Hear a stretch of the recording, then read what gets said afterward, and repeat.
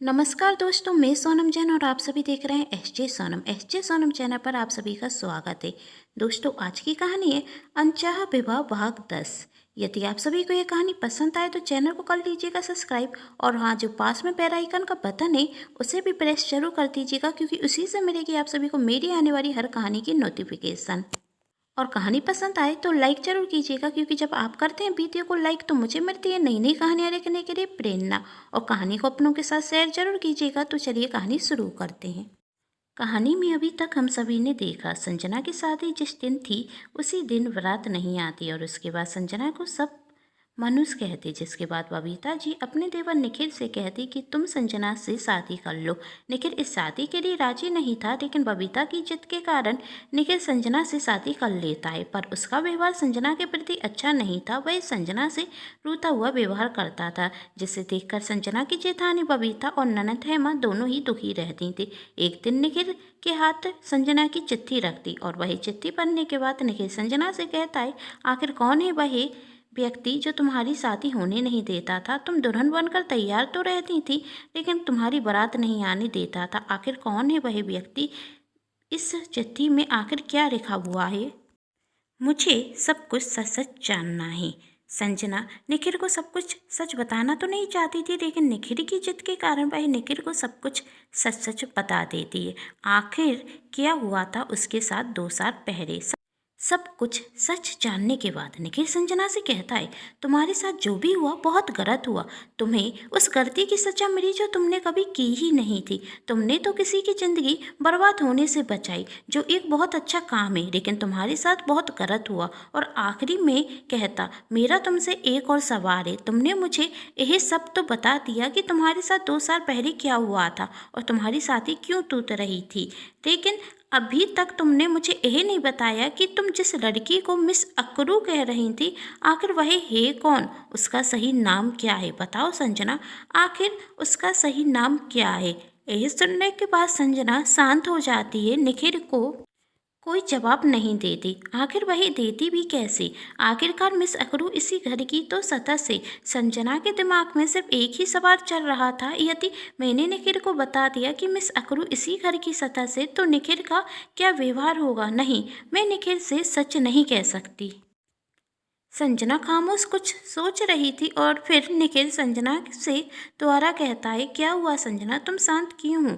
मैंने तुमसे कुछ पूछा है, आखिर कौन है मिस अकरू? उसका सही नाम क्या है? तब संजना ने कहा, निखिल, मैंने तुमसे अभी तो कहा है कि मैंने मिस अकरू से वादा किया था कि 2 साल पहले की घटना मैं किसी को भी नहीं बताऊंगी, लेकिन तुम्हारी जिद के कारण मुझे तुम्हें सब कुछ सच सच बताना पड़ा। जो सच्चाई मैंने अभी तक सबसे छुपाई थी वही मैंने तुम्हें बता दी, लेकिन अब मुझे और मजबूर मत करो निखिल कि मुझे उसका नाम भी लेना पड़े। इस नाम को गुप्त ही रहने दो। मैं नहीं चाहती कि किसी को भी मिस अकरू का नाम पता चले और कोई उसके अतीत के बारे में जाने। अभी वह अपनी दुनिया में बहुत खुश है। मैं नहीं चाहती कि उसका अतीत उसकी खुशियों पर काला साया बन जाए। निखिल ने कहा, संजना तुम भी अजीब बात करती हो। यदि तुम मुझे मिस अकरू का नाम बता दोगी तो क्या फ़र्क पड़ जाएगा? तुम तो ऐसे मुझे मिस अकरू का नाम नहीं बता रही हो जैसे मैं मिस अकरू को जानता हूँ। अब तुम्हारे साथ इतनी लड़कियाँ पढ़ी होंगी कॉलेज में, तो क्या मैं उन सबको जानता हूँ? बस मुझे मिस अकरू का सही नाम जानने की बेचैनी थी, इसलिए तुमसे पूछ रहा हूँ। लेकिन तुम भी अजीब बातें करती हो। निखिल जब संजना से यह सब कह रहा था तभी उसका फ़ोन बजता, और वही फ़ोन पर बातें करते हुए कमरे से बाहर चला जाता। और संजना मन में सोचती, निखिल, इसलिए तो मैंने तुम्हें मिस अकरू का नाम नहीं बताया, क्योंकि तुम उसे बहुत अच्छे से जानते हो। वह तुम्हारी अपनी ही है और मैं नहीं चाहती कि तुम उसका नाम जानो। अभी तो संजना ने मिस अकरू का नाम निखिल को नहीं बताया, लेकिन सच्चाई कब तक छुपेगी? एक ना एक दिन तो निखिल के सामने मिस अकरू का नाम आ ही जाएगा। उस दिन क्या होगा? निखिल का रिएक्शन। दूसरे दिन सब बहुत खुश थे। आखिरकार निखिल की कंपनी को एक बहुत बड़ा ऑर्डर मिला था, और इसी खुशी में घर में पार्टी रखी गई थी। सब बहुत खुश थे, और उसी बीच निखिल के पास एक अननोन नंबर से कॉल आता। निखिल फ़ोन उठाता और कहता, हेलो हेलो, लेकिन सामने से कोई व्यक्ति कुछ बोल नहीं रहा था, इसलिए निखिल बीच पार्टी में वहाँ से बाहर जाता और तभी वही अनजान व्यक्ति निखिल से कहता, तुम्हारी पत्नी ने अभी भी तुम्हें चिट्ठी का पूरा राज नहीं बताया, अभी भी तुम्हारे सामने पूरा सच नहीं आया है। जाकर पूछो अपनी पत्नी से आखिर कौन है मिस अकरू। वह कोई अजनबी नहीं, तुम्हारी अपनी है, जिसके बारे में तुम्हारी पत्नी तुम्हें नहीं बता रही है। जाओ कहो अपनी पत्नी से कि तुम्हें सब कुछ सच सच जानना है। मिस अकरू का नाम आखिर वह तुमसे क्यों छुपा रही है। तभी निखिल कहता, कौन बोल रहे हो तुम, और तुम यह सब कैसे जानते हो। अनजान व्यक्ति ने कहा, अभी तुम्हारा ये जानना जरूरी नहीं कि मैं कौन बोल रहा हूँ, तुम्हारा यही जानना जरूरी है कि मिस अकरू कौन है। तब निखिल कहता, पर मैं क्यों पूछूं कौन है मिस अकरू। तब उस अनजान व्यक्ति ने कहा, क्योंकि यह जानना तुम्हारे लिए जरूरी है, क्योंकि वही सिर्फ संजना की क्लासमेट नहीं, तुम्हारी भी अपनी है। तो जाकर पूछो अपनी पत्नी से कि कौन है मिस अकरू और क्यों छुपा रही है वही तुमसे मिस अकरू का असली नाम, क्यों छुपा रही है वही मिस अकरू की पहचान। कहकर वही व्यक्ति फोन रख देता और रखने के बाद जोर से हंसता और कहता, कहा था ना संजना, तेरी जिंदगी बर्बाद कर दूंगा, तुझे चैन से जीने नहीं दूंगा। और वहां निखिल फोन पर ही कह रहा था, हरो हरो कौन बोल रहे हो तुम। लेकिन जब तक फोन कट चुका था और निखिल मन में सोचता कि आखिर क्यों संजना मुझे मिस अकरू का सही नाम नहीं बता रही है। मैं आज ही संजना से मिस अकरू का सही नाम जानकर ही रहूंगा। अंदर जाकर वह पायती में संजना को देखने लगता। संजना अपनी जेठानी बबीता के साथ थी। उसकी जेठानी उसकी पहचान पायती में आए हुए मेहमानों से करा रही थी। तभी निखिल सोचता है कि अभी तो मेरी संजना से बात हो नहीं पाएगी, लेकिन पायती खत्म होने के बाद मैं संजना से जरूर पूछ लूँगा आखिर कौन है मिस अकरू।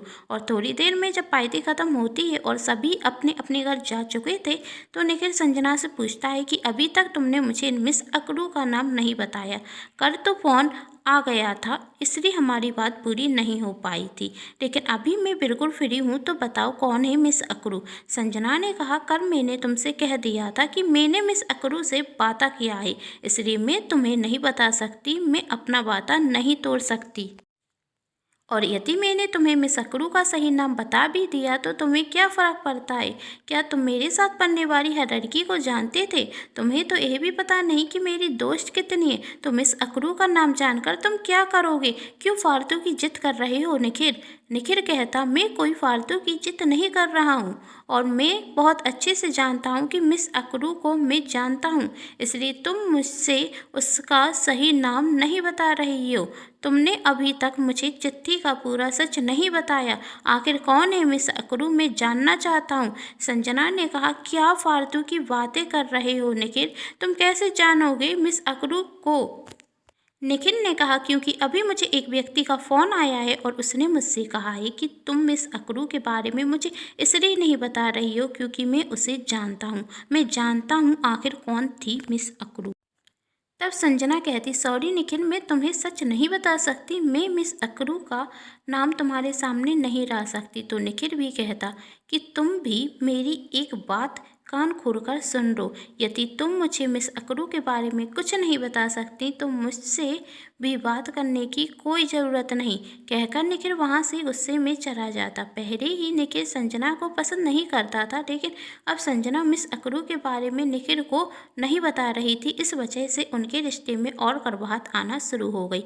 निखिल को गुस्से में जाते हुए कविता देख लेती और वही संजना से आकर कहती, आखिर क्या बात है, निखिल इतने गुस्से में कहाँ गया है। संजना ने कहा, कुछ नहीं भाभी।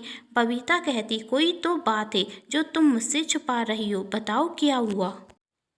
संजना ने कहा, प्लीज़ भाभी अभी मुझे अकेला छोड़ दीजिए, बबीता जैसा तुम्हें ठीक रखे, लेकिन यदि कभी भी मेरी मदद की ज़रूरत हो तो मुझे याद जरूर करना। कहकर बबीता वहाँ से चली जाती।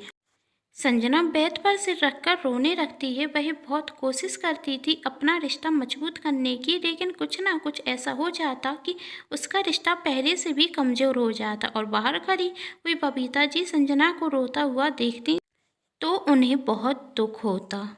और वही मन ही मन सोचती कि कुछ तो करना ही होगा इन दोनों के रिश्ते को मजबूत करने के लिए। सोचते हुए बबीता वहाँ से चली जाती। तभी हेमा संजना के कमरे में आती। संजना हेमा को देखकर अपने आंसू छुपा लेती और हेमा संजना से कहती, क्या हुआ भाभी, आप रो क्यों रही थी? संजना ने कहा, नहीं दीदी, ऐसी बात नहीं, वही तो आँख में कुछ चला गया था। तब हेमा कहती, भाभी, मुझसे कुछ भी छुपाने की ज़रूरत नहीं है। भाभी, मैं सब कुछ जानती हूँ। मैं अच्छे से जानती हूँ कि भैया आपसे नाराज़ क्यों हैं। और मन में सोचती, भाभी, अब आपने बहुत रो लिया, लेकिन अब मैं कुछ ऐसा करूँगी कि भैया आपसे कभी नाराज़ ही नहीं होंगे। सोचते हुए हेमा वहाँ से चली जाती। आगे की कहानी अगले भाग में ज़रूर देखें, जिसके लिए कर लीजिए चैनल को सब्सक्राइब, क्योंकि जब भी मैं लेकर आऊँ कहानी का नया भाग तो आप सभी को पता चल सके। कहानी पसंद आई हो तो चैनल को सब्सक्राइब, वीडियो को लाइक एंड शेयर जरूर कीजिएगा। Thanks for watching.